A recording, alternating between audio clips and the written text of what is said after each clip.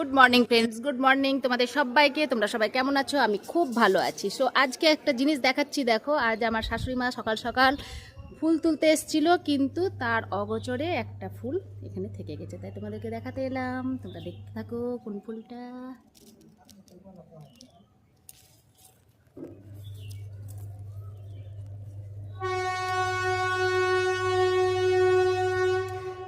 দেখতে পাচ্ছ কত সুন্দর একদম।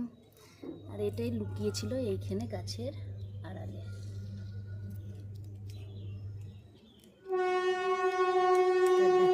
এই ফুলগুলো দেখে নাও, খুব সুন্দর লাগছে দেখতে, তাই ওটা দেখতে তোমাদেরকে আমি এখানটায় এলাম।